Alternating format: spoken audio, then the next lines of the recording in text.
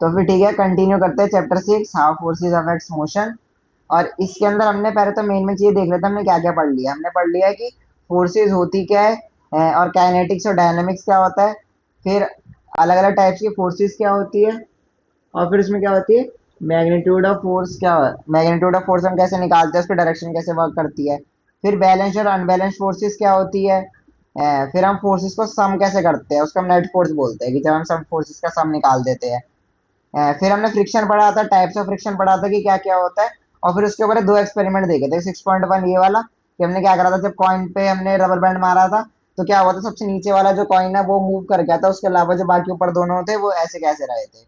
फिर हमने spring balance वाली ये देखी थी एक्सपेरिमेंट, जिसमें हमने क्या करा था, एक स्प्रिंग बैलेंस किसी भी ऑब्जेक्ट से बांध दिया था और उसको क्या करा, टेबल पे सरकाया था। तो जितनी देर तक फ्रिक्शन लगता रहेगा उतनी देर तक तो क्या मेरा स्प्रिंग बैलेंस खींचेगा। पर जैसे ही मैं क्या करूंगा, अपने फ्रिक्शन को ओवरकम कर दूंगा, तो क्या मेरा स्प्रिंग बैलेंस खींचना बंद हो जाएगा, और जो उसमें क्या हो जाएगी, कांस्टेंट वैल्यू आ जाएगी। और वही कांस्टेंट वैल्यू किसके बराबर होगी, जो मेरा सरफेस है उसके फ्रिक्शन के बराबर।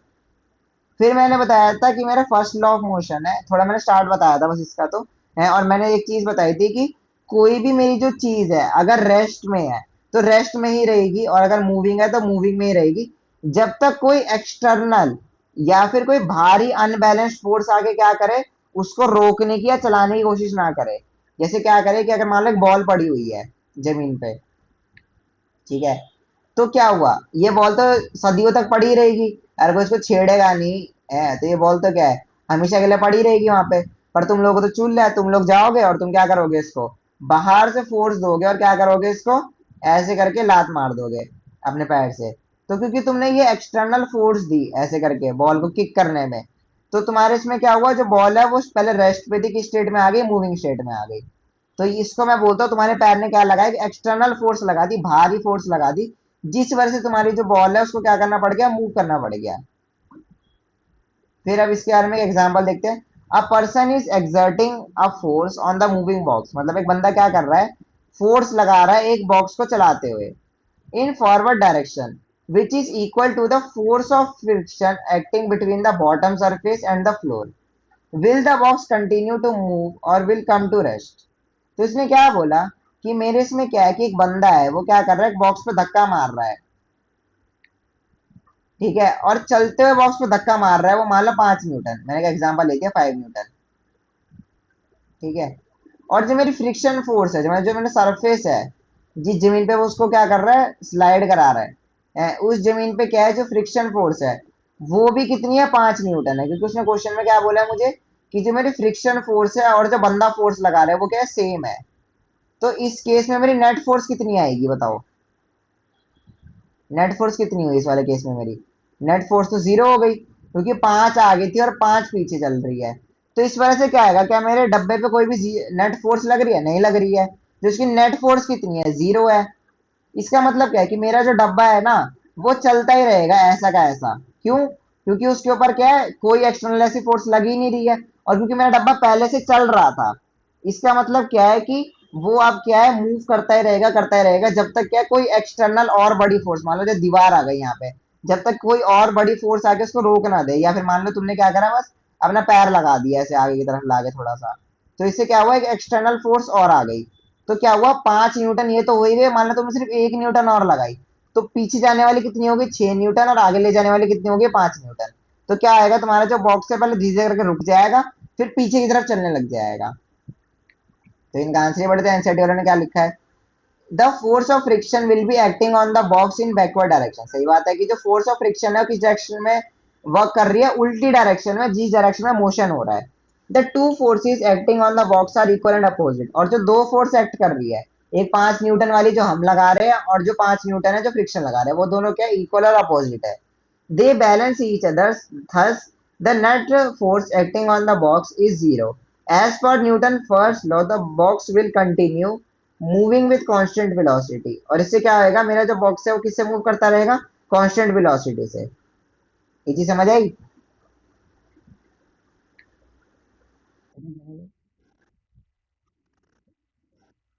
ठीक है, ये वाला जो क्वेश्चन है किसमें दे सकता है, वो तुम्हारे को रीजनिंग में दे सकता है। अगर पेपर में देगा तो उनको क्या होता है, ऐसे क्वेश्चन रीजनिंग में देने होते हैं, कि थोड़ा बहुत बच्चे सोचना चालू कर दे। कि इस केस में क्या हो रहा होगा, क्योंकि तुम एक बार दिमाग में सोचोगे, तुमने बोला कि मैं एक डब्बे पे धक्का मार रहा हूँ है, और जो फ्रिक्शन फोर्स है वो क्या कर रही है, उस डब्बे को उल्टा कर दे रही है, या मान लो फ्रिक्शन फोर्स की क्या है, बराबर है जितनी मैं फोर्स लगा रहा हूँ। तो मैं एक बार सोच के तो ये बोल सकता हूँ कि मेरा डब्बा रुक जाएगा इस वजह से। पर ऐसा नहीं होने वाला इसके अंदर, क्योंकि मेरे को न्यूटन का लॉ पता है, वो क्या बोलेगा, अगर कोई भी एक्सटर्नल फोर्स, अनबैलेंस्ड फोर्स नहीं लग रही है, क्योंकि यहाँ एक्सटर्नल फोर्सेस तो लग रही है पर एक ऐसी है बैलेंस्ड है कि जो 5 न्यूटन है किसको बैलेंस कर दे रहा है, फ्रिक्शन फोर्स को। तो अगर मेरी एक्सटर्नल अनबैलेंस्ड फोर्स नहीं लग रही है, तो क्या करता रहेगा, मेरा जो ऑब्जेक्ट है वो क्या करता रहेगा, मूव करता ही रहेगा, और अगर रेस्ट में है तो रेस्ट में ही रहेगा हमेशा। अगला है, draw the position time, velocity time for the object with no net force. No net force का मतलब क्या होता है कि जब भी मैं किसी चीज के ऊपर फोर्स लगाता हूँ ना, तो उसके पास एक चीज आ जाती है, उसका नाम क्या है, एक्सलरेशन। मतलब क्या, जब भी मैं किसी चीज को धक्का लगाता हूँ, किसी चीज पे जोर लगाता हूँ ना, तो उसमें क्या आ जाता है, मेरे पास एक्सिलरेशन आ जाता है। तो जब भी मैं ये चीज ध्यान रखूंगा कि अगर मेरी फोर्स नहीं लग रही होगी, उसने मेरे क्वेश्चन में अगर दे दिया कि मेरा जो फोर्स है, एफ से दिखाता हूँ मैं, एफ इक्वल टू जीरो है, तो मैं सीधे लिख सकता हूँ कि मेरा ए इक्वल टू जीरो होएगा। इसका मतलब क्या, एक्सिलरेशन भी क्या है, जीरो है, क्योंकि मेरा क्या, फोर्स जीरो है। ठीक है।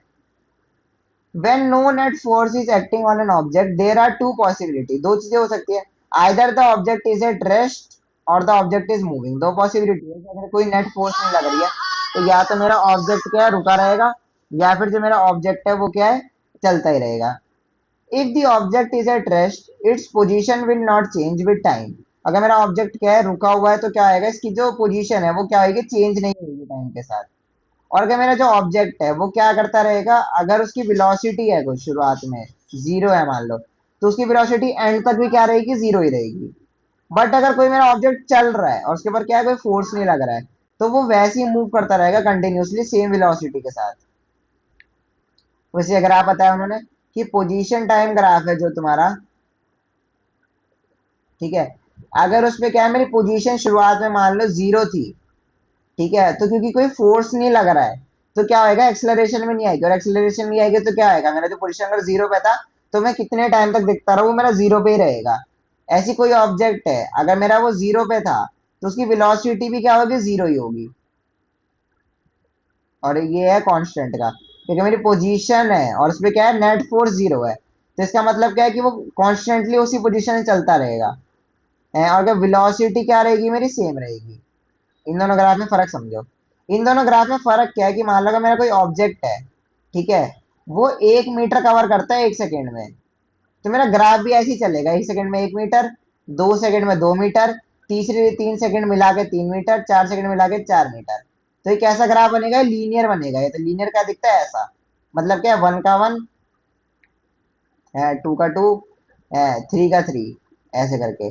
और ये चीज मेरी क्या दिखा रही है कि मेरी वेलोसिटी क्या सेम है। मतलब क्या, अगर मेरी पहली वेलोसिटी 5 थी, तो मैं कितने टाइम बाद देखो, मान लो 100 सेकंड बाद भी देखो, तो भी मेरी वेलोसिटी कितनी रहेगी, 5 ही रहेगी, इसमें कुछ फर्क नहीं आएगा। तो इसलिए क्या हुआ, क्योंकि एक्सलरेशन क्या होता है, मेरा चेंज इन वेलोसिटी होता है। एक्सलेशन नहीं तो होता है change in velocity upon time, या rate of change of velocity. तो पर क्योंकि मेरी वेलोसिटी चेंज हो ही नहीं रही है, तो एक्सलेशन जीरो हो जाएगा। तो ये चीज दिखाते हैं मेरा।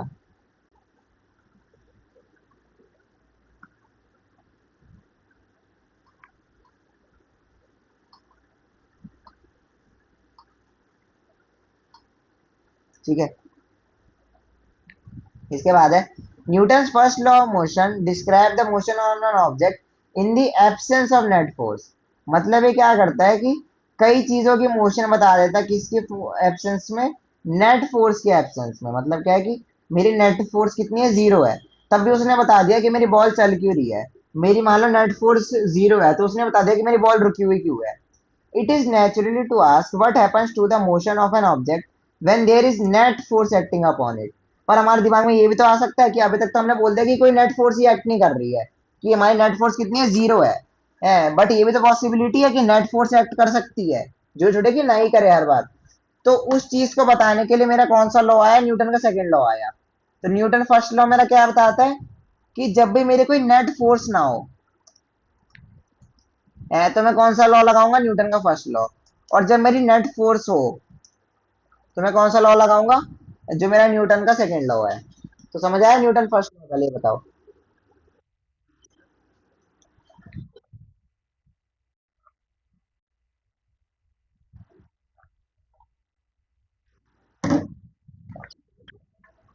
मैं कह रहा हूँ कि जो तुम्हारा नेट फोर्स है, नेट फोर्स का मतलब होता है कि मान ले डब्बे पे मैंने क्या करा,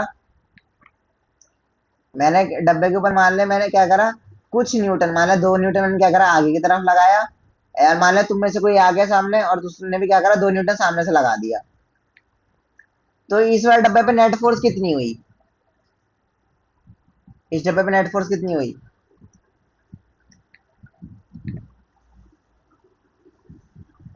इस डब्बे पे नेट फोर्स हुई मेरी 0। ठीक है। अब क्या होता है अगर मेरा ये डब्बा रुका हुआ है, तो क्या ये रुका हुआ ही रहेगा, क्या लगता है, क्योंकि नेट फोर्स 0 है। हाँ रुका हुआ ही रहेगा। और अगर मेरा डब्बा मान ले बाई चांस चल रहा होता, मान ले डब्बा क्या है मेरा ऐसे करके चल रहा होता आई के डायरेक्शन में, ठीक है, मैं ऐसे नहीं दिखाता, मैं इसको ऐसे दिखा देता हूँ। ये जो ऊपर वाला एरो है इसका मतलब होता है डायरेक्शन ऑफ मोशन, कि किस डायरेक्शन में चल रहा है ये। और जो डब्बे के ऊपर एरो बना रहा हूँ मैं फोर्स बताता हूँ, कि मान ले ये किससे जा रहा है 2 न्यूटन से है, और मैंने पीछे से आगे से भी क्या लगा दिया 2 न्यूटन लगा दिया है, तो अभी भी कोई नेट फोर्स नहीं है। इसलिए क्या है मेरा जो डब्बा पहले चल रहा था तो अब भी क्या है, चलता ही रहेगा, ये कोई इसको रोकने वाला है ही नहीं। बट ये चीज हम रियल लाइफ में कम देखते हैं, क्योंकि क्या होता है रियल लाइफ में एक जो फ्रिक्शन फोर्स होती है वो हमेशा लगती ही रहती है, उसको कोई रोक ही नहीं सकता फ्रिक्शन फोर्स को, फिर चाहे मैं ये वाला 2 न्यूटन लगाऊं ना लगाऊं। फ्रिक्शन फोर्स तो ज्यादातर क्योंकि ऐसे तुम सरफेस बना ही नहीं सकते हो जो फ्रिक्शन लेस हो, मतलब उसकी फ्रिक्शन कभी हो ही ना। ये पॉसिबिलिटी है कि हाँ तुमने इतनी चिकनी इतनी स्मूथ सरफेस बना दी कि तुम्हारा जो ऑब्जेक्ट है वो 1 या 2 किलोमीटर बाद जाके रुका, पर इतनी उसमें थोड़ी बहुत तो फ्रिक्शन प्रेजेंट होती है कि वो क्या करे रोक ही दे कभी ना कभी जाके। तो ऐसे नहीं कि तुम इनफाइनाइट डिस्टेंस कवर करा सकते हो किसी भी चीज को बिना रोके।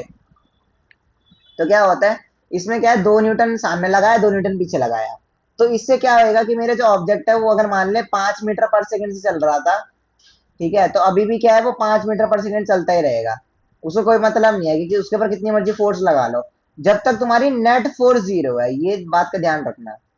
तो मैंने यही बोला जो फर्स्ट लॉ ऑफ मोशन है वो क्या करता है, जब भी मेरी नेट फोर्स 0 होती है तब मोशन बताता है कि मेरा जो ऑब्जेक्ट है वो उसके बाद रुका रहेगा या चलता रहेगा।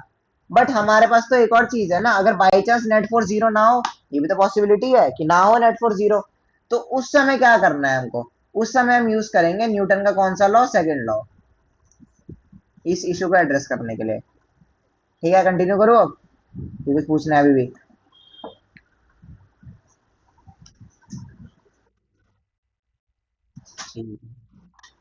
तो चलो अब हम आते हैं सेकंड लॉ पे। अब सेकंड लॉ के पहले स्टेटमेंट पढ़ते हैं। You know that a force can set an object in motion. हमको पता है कि अगर मैं फोर्स लगाऊंगा तो कोई भी मेरा जो ऑब्जेक्ट है वो किस में कर देगा, उसको मोशन में कर देगा।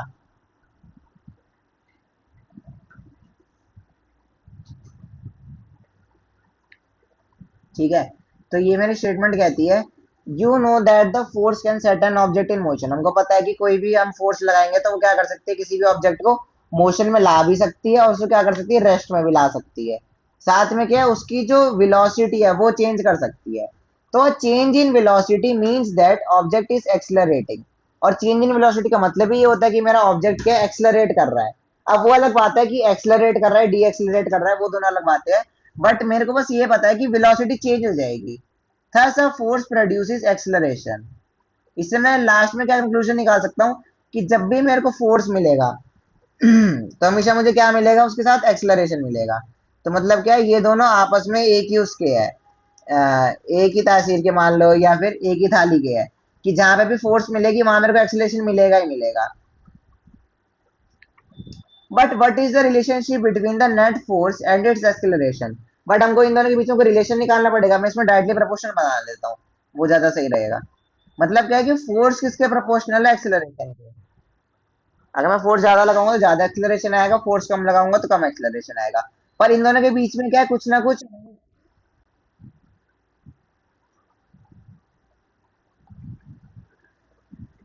तो इसके बाद फिर क्या है, इन्होंने क्या है इसी चीज को दिखाने के लिए क्या करा है, एक्सपेरिमेंट करा है।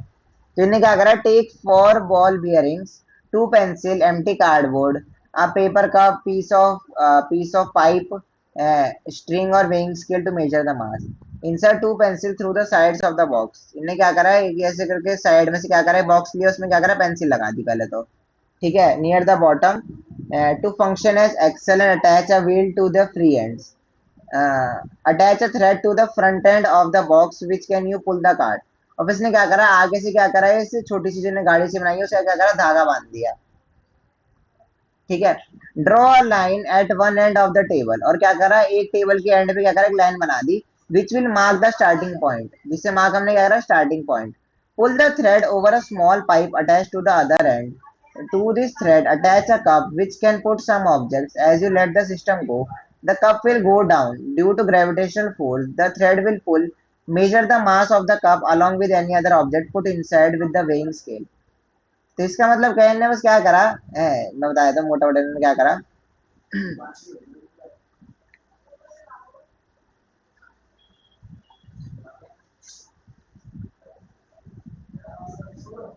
एक मिनट कहाँ गया, हाँ मैं चल यहाँ दिखा देता हूँ। इनने बस क्या करा, एक ऐसे करके क्या करा, छोटी सी मान लो गाड़ी सी बनाई, ये कार्ट बोल दो, कार्ट सी बनाई इन्होंने, ठीक है। इसके आगे इनने क्या करा, एक रोप बांध दी, रस्सी बांध दी, ठीक है। और क्या करा, इसको टेबल पे रख दिया कार्ट को। और यहाँ मान लो इसने क्या करा, एक पुली लगा दिया। पुली बस बेसिकली किस काम पे आता है, हमारा रस्सी ऐसे करके इसको घुमाने के लिए, रस्सी को, ताकि वो रोल हो सके। और इसने क्या करा, यहाँ पे एक छोटा सा क्या करा, कप लगा दिया। अब क्या लगता है, अगर मान लो मैं इसके अंदर वेट डाल दूंगा काफी सारे, मान लो मैंने कुछ वजन के लिए पत्थर डाल दिया है, कुछ डाल दिया मैंने इसके अंदर, तो क्या होना चाहिए, क्या लगता है क्या होना चाहिए अगर मैं इसे वेट डाल दूंगा तो।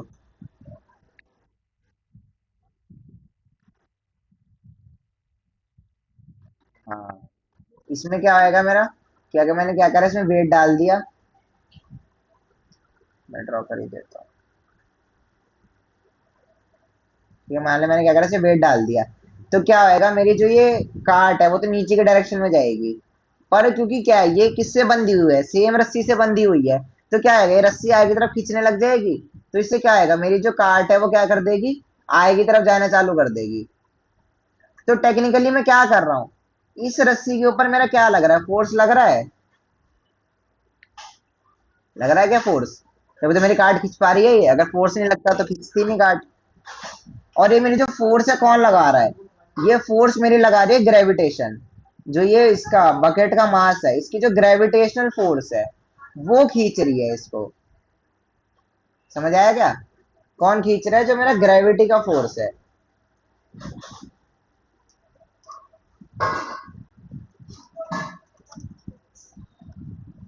वो खींच रहा है इसको। अब इनने क्या बोला, ये एक्सपेरिमेंट रिपीट करो, और क्या करो, तुम मास डबल कर दो। मान लो मैंने क्या करा, एक और सर्कल ले दिया और एक और ऐसे सेम सर्कल रख दिया, ठीक है, सेम मान ग्रीन दिखाता हूँ, सेम सर्कल रख दिया मैंने। तो अब क्या लगता है, अब जो मेरी फोर्स है वो बढ़ेगी या कम हो जाएगी, क्या लगता है,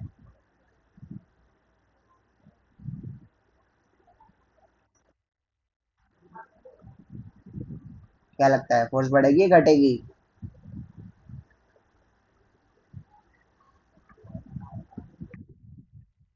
बढ़ेगी, क्यों बढ़ेगी, क्योंकि मैंने क्या करा, वेट बढ़ा दिया है।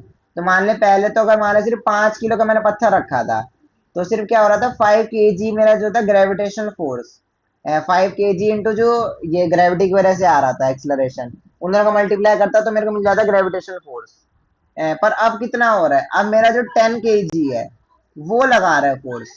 तो इससे क्या हुआ, मेरी फोर्स बढ़ी या कम हुई, पहले 5 थी और अब 10 हो गई, क्या लगता है, पहले 5 थी अब क्या हो गई, 10 हो गई। इसका मतलब क्या, मेरी फोर्स क्या बढ़ गई है। तो मेरी फोर्स बढ़ गई है तो क्या लगता है, अब मेरी जो ये कार्ट है जल्दी जल्दी आगे बढ़ेगी या धीरे धीरे आगे बढ़ेगी।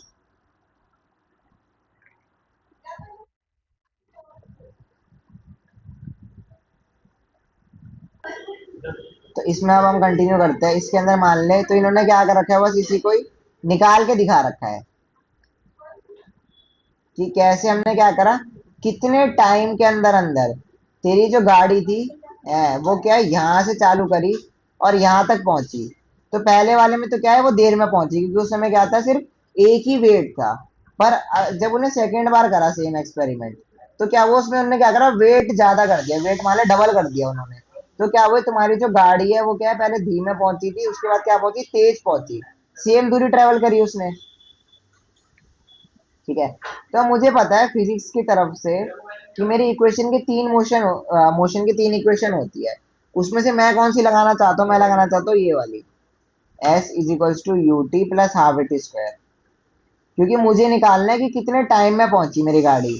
मुझे एक्सलरेशन भी पता है, ठीक है, और मुझे ये भी पता है कि मेरी जो गाड़ी है वो स्टार्ट कहाँ से हुई है और एंड कहाँ से हुई है, डिस्प्लेसमेंट मुझे पता है उसका।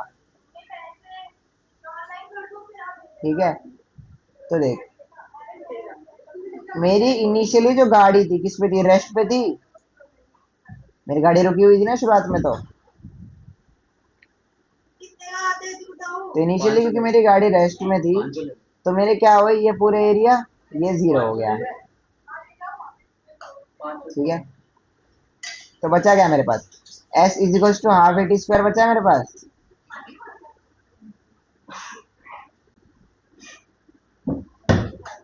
अब हाफ ए टी स्क्वायर में क्या है मेरा, दोनों बार जो मैंने एक्सपेरिमेंट करा है, तो मैंने उसको मान लिया 1 और 2 नंबर दे दिया।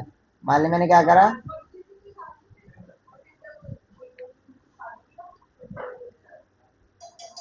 मान लिया मैंने इसको क्या करा, इसको बोलते हैं जब मेरी पहली बार डिस्प्लेसमेंट हुई थी, उस समय मेरी जो एक्सलरेशन थी वो मैंने बोल दिया a1, और उस समय जो मेरा टाइम लगा था वो मैंने बोल दिया t1। ठीक है। और जब मैंने दूसरी बार अपनी गाड़ी चलाई ज्यादा वेट के साथ, तो उसमें मेरा डिस्प्लेसमेंट कितना था, s2, एक्सलरेशन कितनी थी, a2, और टाइम कितना लगा मेरा, t2। ठीक है। अब मुझे पता है मेरी जो गाड़ी मैंने कब से ले कब तक नापी है, सेम दूरी नापी है। मान लिया मैंने कितनी दूरी नापी है, मैंने 10 मीटर की दूरी नापी है। तो मतलब दोनों के केस में डिस्प्लेसमेंट तो सेम ही हुआ है ना, 10 मीटर। बस एक में 10 मीटर उसने जल्दी कवर कर लिया, एक में 10 मीटर उसने देर में कवर करा है। तो मैं क्या कह सकता हूँ कि मेरा S1 और S2 बराबर है, कह सकता हूँ क्या, ये बताओ। S1 इक्वल टू S2 बोल सकता हूँ, बोल सकता हूँ S1 इक्वल टू S2। और अगर मैं अब इन दोनों इक्वेशन को आपस में क्या करूँ, डिवाइड करूँ, ये वाली S1 S2 और टी स्क्वायर वाली,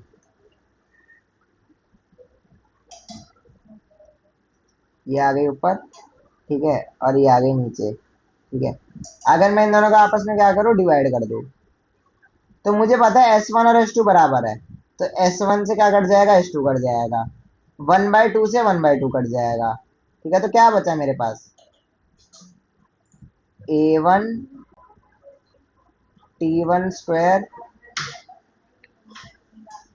a1 t1 square upon a2 t2 square equal to 1। ये बचा, 1 कहाँ से आया, क्योंकि मैंने S1 और S2 आपस में डिवाइड करा है। तो 2/2 करूंगा अगर मैं, तो 1 आंसर आता है। कहीं तुम सोचो तो काट के मैंने जीरो कर दिया उसको, ऐसा नहीं है, इक्वल टू 1। तो इसका मतलब क्या, क्या मैं एक्सीलरेशन का रेशियो निकाल सकता हूँ, a1 अपॉन a2, ठीक है, इज इक्वल्स टू, मैंने क्या करा, जो ये वाला t2 है इसको इक्वल टू भी इधर भेज दिया, तो ये क्या है, इधर डिवाइड में जा क्या हो जाएगा, मल्टीप्लाई में, और ये वाला मल्टीप्लाई में जा क्या हो जाएगा, डिवाइड में। तो मेरा क्या बन गया, t2 अपॉन t1 का स्क्वायर।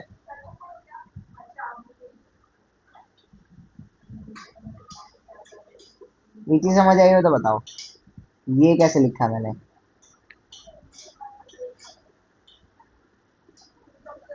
आगे क्या ये वाली चीज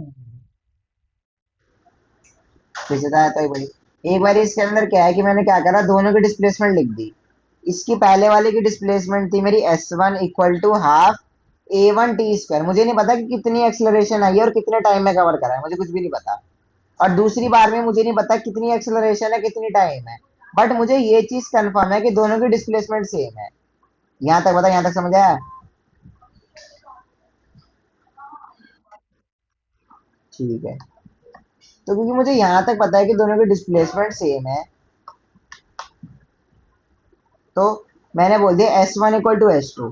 और जब मैंने दोनों इक्वेशन आपस में डिवाइड करी, तो S1 और S2 क्या आपस में कट जाएंगे, क्योंकि बराबर है, डिवाइड करी तो। और हाफ भी कट जाएंगे, क्योंकि ये सेम ही वैल्यू लिखी हुई कांस्टेंट है। तो मेरा क्या बचेगा, बस a1 upon a1 into T1 square बचेगा और a2 इंटू T2 स्क्वायर बचेगा। यहाँ तक समझ आया? यहाँ तक समझ आया? तो फिर बस मैंने क्या करा, T2 मेरा डिवाइड में हो जाए, क्या कर दिया, मल्टीप्लाई में। तो T2 मेरा किस में आ गया, मल्टीप्लाई में। और T1 किस में था, मल्टीप्लाई में। इधर जाके क्या हो जाएगा, इक्वल टू के डिवाइड में। तो T1 किस में आ गया, डिवाइड में। तो मैंने A1 और A2 का रेशियो निकाल दिया, T2 अपॉन T1। मतलब क्या है, ये मेरे को टेक्निकली क्या बोल रहा है कि अगर मेरा A1 ज्यादा है, मतलब क्या, अगर मेरी एक्सेलरेशन ज्यादा है, तो मेरा क्या है, T2 ज्यादा होएगा और T1 क्या होएगा, कम होएगा। इनवर्सली प्रोपोर्शनल ना आपस में। तो मेरा A1 बढ़ेगा तो मेरा T2 बढ़ेगा और क्या कम होएगा, T1 कम होएगा।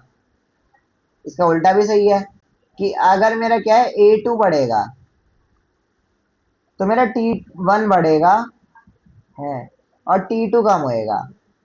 इसका मतलब क्या है कि अगर मेरी एक्सेलरेशन ज्यादा होगी तो मेरा कम समय लगेगा। अगर मेरी एक्सेलरेशन कम ज्यादा होगी तो मेरा क्या लगेगा, अगर मेरी एक्सेलरेशन ज्यादा होगी, मतलब मेरी क्या स्पीड एकदम से चेंज हो जा रही है, तो उसमें मेरे को टाइम क्या है, कम लगेगा। और इसमें मेरी क्या है, एक्सेलरेशन कम है, मतलब मेरे को टाइम क्या लगेगा, ज्यादा लगेगा। तो बस इन्होंने क्या करा, ये चीज को यही लिख दिया है। तो कोई इसको देख के घबराना नहीं कि ये तो कुछ बहुत नई चीज आ गई है, कॉम्प्लेक्स मैथ आ गई है, ऐसा कुछ नहीं है। ये आसान चीज लिखी हुई है बस। बस इनका थोड़ा डिराइव करने का तरीका अच्छा नहीं होता है, तो वो देख के ऐसा लगता है कि पता नहीं क्या ही लिख दिया। ठीक है, तो देख, substituting the value of T1 and T2। अब मैंने क्या करा था, स्टॉप वॉच लगा दी मान ले, और स्टॉप वॉच में मैंने क्या करा, T1 और T2 लिख दिया। स्टॉप वॉच में मान ले एक का आया मेरा 5 सेकेंड, एक का टाइम आया मेरा 9 सेकेंड। ठीक है, तो T1 और T2 है, इन दोनों का मैंने क्या करा, और किसके लिए लिया है मैंने, सेम मास ही काट के लिए। ये नहीं कि मैंने वो जो गाड़ी है वही चेंज कर दिया, सेम गाड़ी लिया है मैंने। तो मैंने देखा जब मेरा एक्सीलरेशन बढ़ा, ठीक है, तो मुझे क्या पता लगा, नेट फोर्स भी मेरी बढ़ी। मतलब क्या, अगर मेरा एक्सीलरेशन बढ़ेगा तो मेरी नेट फोर्स भी बढ़ेगी। ठीक है, तो इसी का बस इनने एक एक्सपेरिमेंट दे रखा है। है यही जो सेम एक्सपेरिमेंट है, इसको करना है तुम्हारे को, पर क्या करना है इस बार, अलग अलग गाड़ियों का मास लेना है। मतलब अलग अलग गाड़ियां 3 4 बना लेना, उसमें अलग अलग मास करके, या एक ही गाड़ी के ऊपर क्या करना, पत्थर रखते रहना, तो वो भी तुम्हारा अलग अलग मास हो जाएगा। उसके बाद चेक करना कि क्या तुम्हारा जो आंसर है वो सेम आ रहा है या अलग अलग आ रहा है।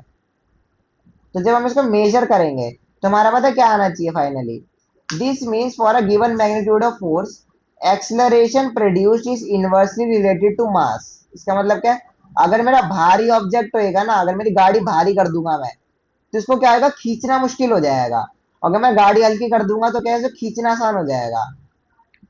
मतलब क्या है, मास और एक्सेलरेशन कैसे है आपस में, इनवर्सली प्रोपोर्शनल। ये मेरा मास है, ये किसके इनवर्सली प्रोपोर्शनल है, एक्सेलरेशन के। मतलब अगर मेरा मास बढ़ेगा तो उसको मेरे को एक्सेलरेट करना मुश्किल हो जाएगा, और अगर मास कम होएगा तो उसको एक्सेलरेट मैं आसानी से कर सकता हूँ।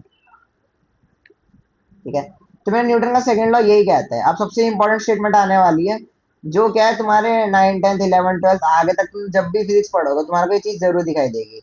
तो मैंने क्या करा, दोनों को कंबाइन कर दिया और मैंने एक फॉर्मूला निकाल दिया, क्या, F is equals to M A. ठीक है, F is equals to M A मेरा क्या बोलता है कि मेरा फोर्स किसके बराबर होता है हमेशा, फोर्स मेरा हमेशा बराबर होगा उस ऑब्जेक्ट का जिस ऑब्जेक्ट पे मैं फोर्स लगा रहा हूं। ये चीज ध्यान रखना, मास, उसका मास मल्टीप्लाई किया उसका एक्सलरेशन। ये मास का ध्यान रखना, ये मास कोई ऐसा मास नहीं है कि जिस इधर उधर का कोई सा मास ले लिया मैंने, कोई रैंडम मास ले लिया। ये मास किसका है, जिस ऑब्जेक्ट पे मैं फोर्स लगा रहा हूं उसका मास है ये।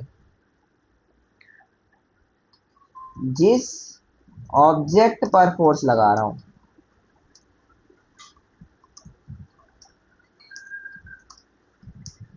उसका मास है ये।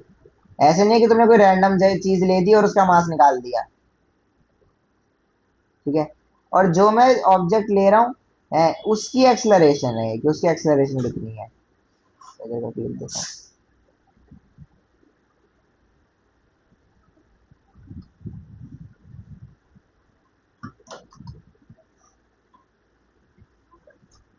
ठीक है, इस वाली मेरी स्क्रीन का स्क्रीनशॉट ले लो तुम, क्योंकि ये तुम्हारे को आगे तक पूरे चैप्टर के अंदर 9 10th 11th सब चीज में काम आने वाला है ये वाली चीज। और यही क्या है तुम्हारा न्यूटन का सेकंड लॉ।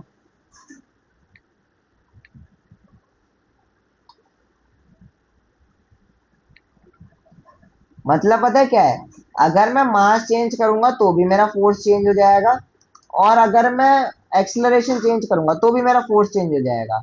नॉर्मली नाइन्थ में हम किस पे फोकस करते हैं, सिर्फ एक्सेलरेशन पे, क्योंकि हमने एक्सेलरेशन ही पढ़ा होता है ज्यादातर, क्योंकि मैं एक्सेलरेशन चेंज करूंगा तो मेरा फोर्स चेंज हो जाएगा।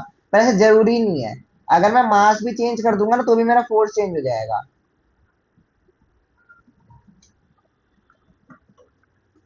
ठीक है, इसमें देखते हैं कुछ इन्होंने अच्छे एग्जाम्पल दे रखे हैं। तो इन्होंने क्या निकाल दिया, एफ इजिकल्स टू एम में निकाल दिया फॉर्मूला।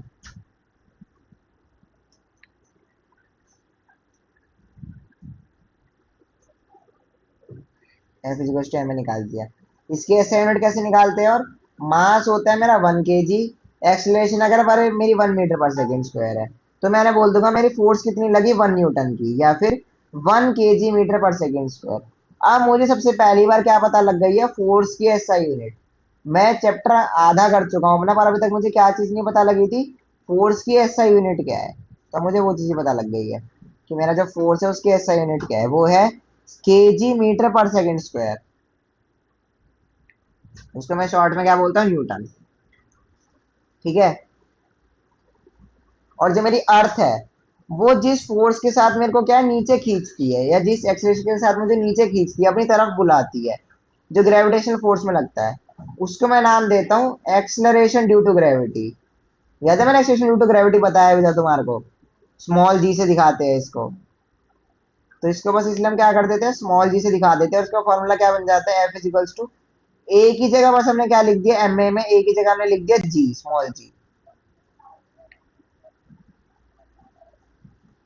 आ गई क्या इतनी बात समझ में, ये सबसे जरूरी चीज है तुम्हारे लिए। और जी की वैल्यू भी होती है, अर्थ के लिए कांस्टेंट है ये। तुम धरती पे कहीं पे भी चले जाओ, तुम्हारे को जो एवरेज जी है वो इतना ही मिलेगा, 9.8 मीटर पर सेकेंड। हो सकता है कभी कभी जैसे मान लो पहाड़ वहाड़ पे होता है, या नॉर्थ पोल साउथ पोल पे होता है, उसमें थोड़ा फर्क आता है भाई, बहुत ज्यादा फर्क नहीं आता है। पर जब हम फिजिक्स में कैलकुलेशन करते हैं ना, तो ये बहुत कॉम्प्लेक्स हो जाती है कैलकुलेशन। तो इस वजह से हम क्या करते हैं, कॉम्प्लेक्स कैलकुलेशन को हटा के जी की वैल्यू क्या ले लेते हैं, 10 ले लेते हैं। तुम्हारे जो आंसर है वो अप्रोक्सीमेटली सेम ही आते हैं।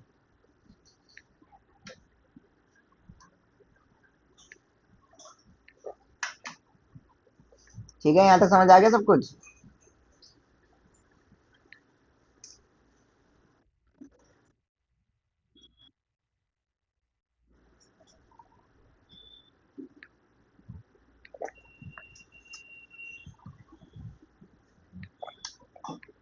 चलो, अब हम तुम्हें बताते हैं कि जो ये है तुम्हारे फोर्स है, इसका यूज कहाँ का होता है, सेकंड लॉ का।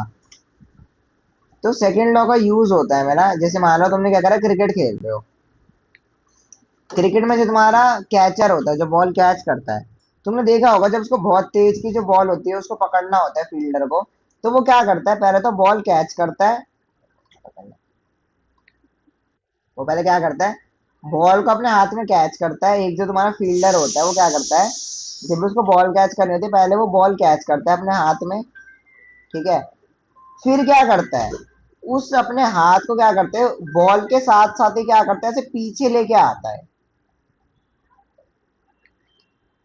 बहुत बेकार समझ है। उसी अपने हाथ को क्या करते हैं, वैसे पीछे लेके आता है। क्रिकेट वाले समझ सकते होंगे थोड़ा बहुत, कि वो क्या करता है, पहले ऐसे बॉल पकड़ता है और अपने हाथ को पीछे लेके आता है। वो ये नहीं है कि उसने अपना हाथ यहीं रोक के यहीं बॉल रोक देता है, वो अपने हाथ को पीछे लेके आता है। तो इससे क्या होता है, इससे होता है कि तुम्हारी जो बॉल है ना, उसका टाइम बढ़ जाता है रोकने का, टाइम बढ़ जाता है। तो इससे क्या चांसेस बढ़ जाते हैं तुम्हारे बॉल के कैच होने के, क्योंकि सोचो अगर तुमने एकदम से बॉल रोक दी, तो तुम्हारे हाथ पे क्या बहुत ज्यादा फोर्स लगेगा उस बॉल का। बट तुमने अगर टाइम बढ़ा दिया, तुमने धीरे धीरे धीरे धीरे करके उसकी फोर्स कम करी, क्योंकि तुमको तो जीरो लानी है उसकी फोर्स। तुमने क्या करा, धीरे धीरे धीरे धीरे करके उसकी फोर्स कम करी। तो एक तो क्या, तुम्हारे हाथ पे एकदम से मान लो किसी ने 5 न्यूटन मार दिया, उसमें ज्यादा दर्द होएगा, या हर सेकंड वो 1 न्यूटन मार रहा है, उसमें ज्यादा दर्द होएगा, क्या लगता है।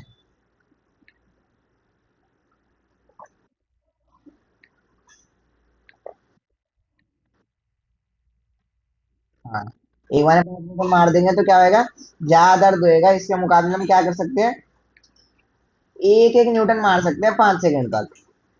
तो इससे क्या होता है, हमारे जो बॉल का भी रोकने का टाइम है वो बढ़ जाता है। और जो मेरी ये जो मेरा फील्डर है उसके हाथ में चोट भी नहीं लगती है। तभी तुमने देखी होगी इतनी तगड़ी हैवी या सॉलिड लेदर बॉल्स होती है, उसको जो फील्डर होते हैं वो एक बार में पकड़ लेते हैं। उनको ऐसे करके बार बार कुछ ग्लव्स व्लव्स पहनने की जरूरत नहीं पड़ती है।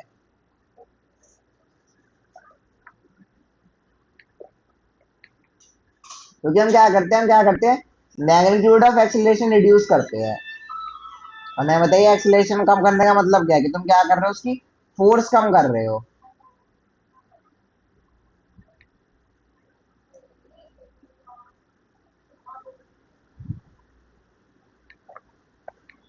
ठीक है, एक दो एग्जांपल मैं दे देता हूँ अच्छे अच्छे इसके।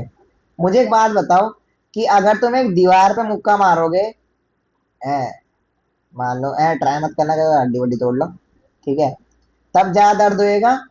या तुमने क्या करा, मान लो कोई स्पंज की, या मान लो कोई स्पंज है या फिर कोई बलून है बड़ा सा, उसके ऊपर तुमने मुक्का मारा तो ज्यादा दर्द होएगा, क्या लगता है?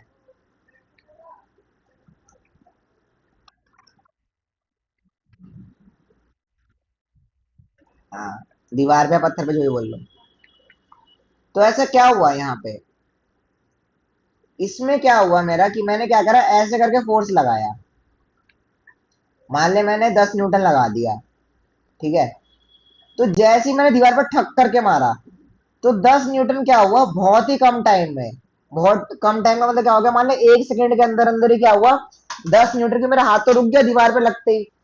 10 न्यूटन से मेरा हाथ कितने पे आ गया, 0 न्यूटन पे आ गया। तो इसका मतलब क्या है, कि मेरा जो हाथ है उसमें जो एक्सेलरेशन थी जिसकी वजह से मैंने फोर्स लगाई थी, है, वो एकदम से बहुत ज्यादा चेंज हो गई है। और जब एकदम से कोई भी चीज होती है ना, है, तो वो मुझे ज्यादा दर्द देती है। जैसे तुम सोचते होगे, देखते होगे कि मानो एकदम से तुमने किसी भी चीज पे टच कर दिया, या कोई भी तुम्हारी चीज हाथ पे आके टच करके चली गई, कोई भी तुम्हारे हाथ पे मान लो पत्थर आके लग गया, कुछ आके लग गया, तो ज्यादा दर्द होता है।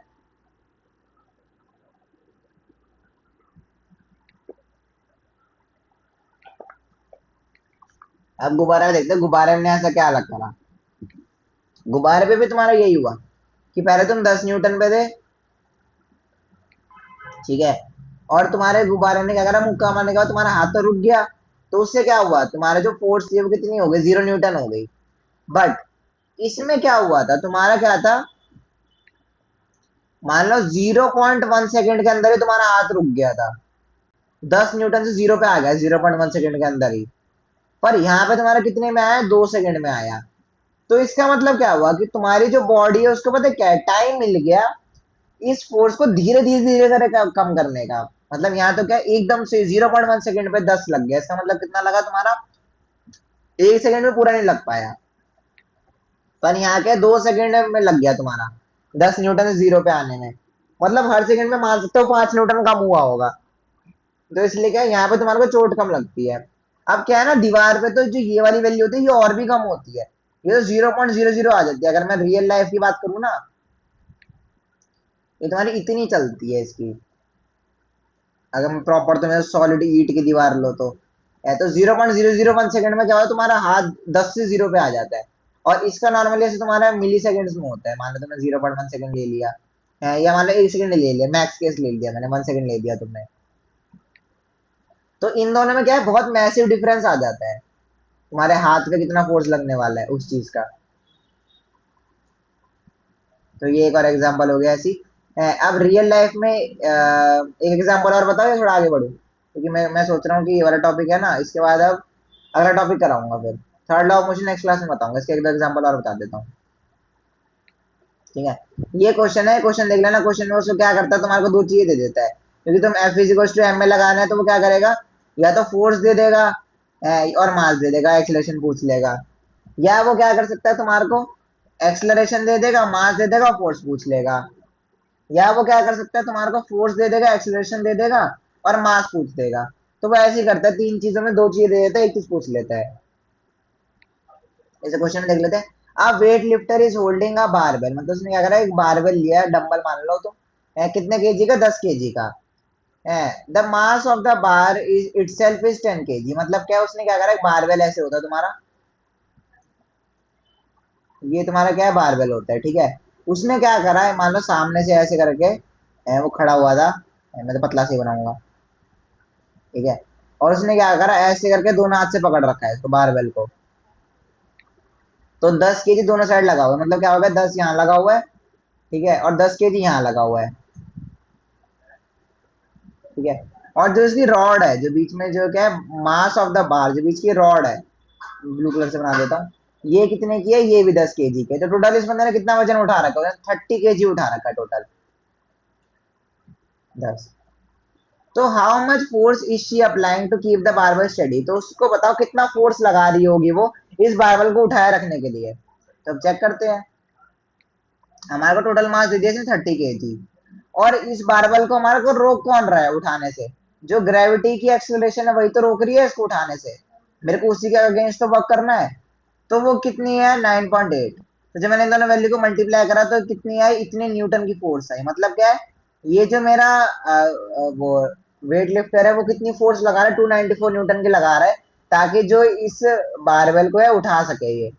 अगर इसने एक भी न्यूटन कम लगा दी तो क्या आएगा, बारबल धम से करके नीचे गिर जाएगा।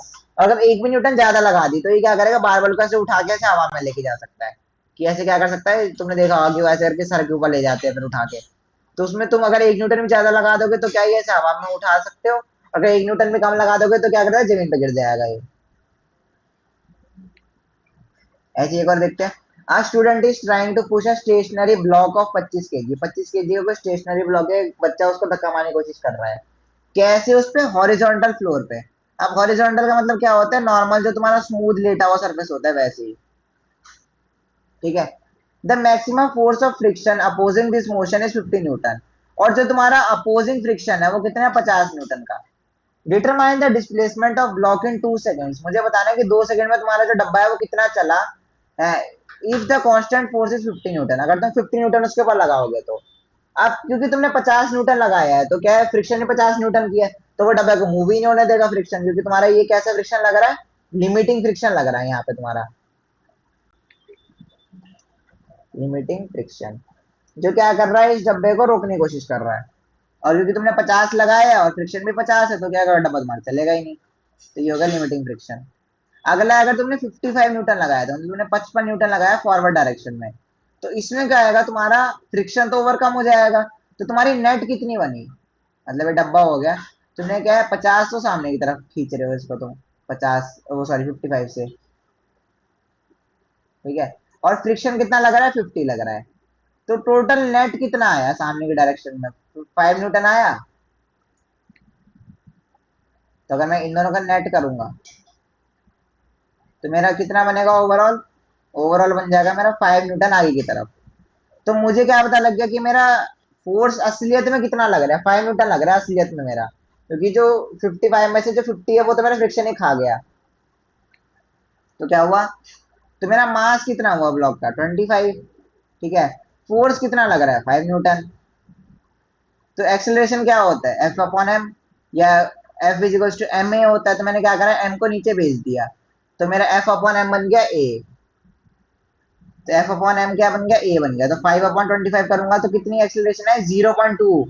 मतलब क्या, 1 सेकंड में कितना चल रहा है वो, 0.2 मीटर चल रहा है, ठीक है। अब इसमें पूछा है उसने कि उसके मेरा क्या है, डिस्प्लेसमेंट बतानी है 2 सेकंड के अंदर।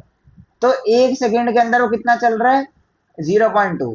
तो मैं अब 2 सेकंड के निकाल सकता हूँ, तो नॉर्मल मेरी काइनेमेटिक्स आ गया अब, कि जो मैं नॉर्मल से निकालता था कि अगर मैं एक डब्बा है मेरा रेस्ट से चालू हो रहा है, और कितने टाइम में कितना चला रहा है, तो ये कितना हो गया, ये शुरुआत में तो मेरा रेस्ट पे था तो 0 हो गया ये।